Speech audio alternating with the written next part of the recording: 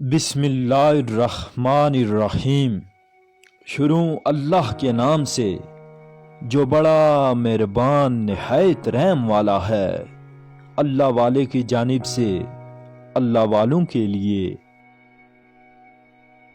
کسی انسان کی خوبی کو پہچانو تو اسے بیان کرو، لیکن اگر کسی کی خامی مل جائے تو یہاں تمہاری خوبی کا امتحان ہے۔ کسی نے پوچھا کہ اس دنیا میں آپ کا اپنا کون ہے؟ میں نے ہنس کر کہا کہ وقت اچھا ہو تو سب اپنے، ورنہ کوئی بھی نہیں۔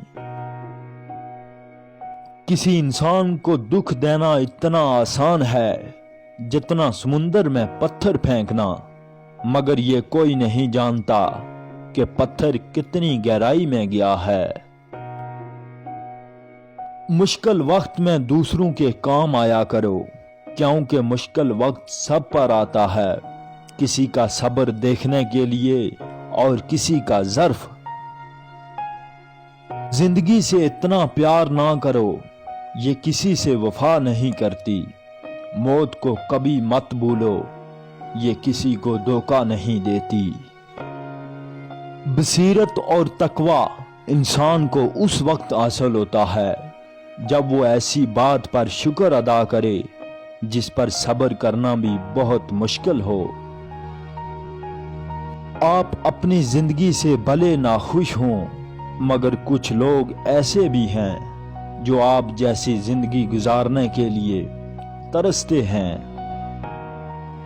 امام علی علیہ السلام سے پوچھا گیا کہ انسان اور جانوروں میں کیا فرق ہے، تو آپ نے فرمایا جو صرف اپنے لیے سوچے وہ جانور ہے، اور جو دوسروں کے لیے سوچے وہ انسان ہے۔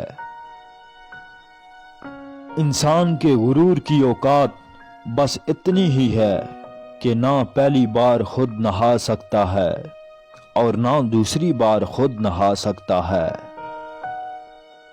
انسان کی انسانیت تب ختم ہوتی ہے جب اسے دوسروں کے دکھوں پر ہنسی آنے لگے۔ پتھر سے کسی نے کہا کہ انسان بن جاؤ، پتھر نے جواب دیا کہ ابھی ہمارے اندر وہ سختی پیدا نہیں ہوئی۔ امام علی علیہ السلام نے فرمایا کہ جو رشتہ دار تمہارے بارے میں دوستی اور محبت کے جذبات ہی نہیں رکھتا، اسے اپنا رشتہ دار مت سمجھو۔ کسی کو بہن کہہ دینے یا بھائی کہہ لینے سے اللہ کے بنائے ہوئے محرم اور نامحرم کے رشتے کبھی نہیں بدل سکتے۔ اپنی زندگی کو مشکل مت بنائیں اور خود کو بھی دھوکہ دینا چھوڑ دیں۔ اللہ کے نزدیک کسی انسان کی عزت جتنی زیادہ ہو جاتی ہے، اس کا امتحان بھی اتنا سخت ہوتا چلا جاتا ہے۔ توبہ قبول ہونے کی نشانی یہ بھی ہے کہ اس کے بعد انسان کا دل گناہوں سے ہٹ جاتا ہے۔ زندگی میں دو چیزیں بہت تکلیف دیتی ہیں، ایک جس کے ساتھ محبت ہو اس کے بغیر رہنا، اور دوسرا جس کے ساتھ محبت نہ ہو اس کے ساتھ رہنا۔ ہم لوگ سب سے اونچا اڑنے کا شوق بھی رکھتے ہیں اور پر ہلانے کا دل بھی نہیں کرتا۔ بدلہ لینے سے پہلے یہ ضرور دیکھ لیا کرو کہ تم اپنے رب کے نزدیک کتنے قصوروار ہو۔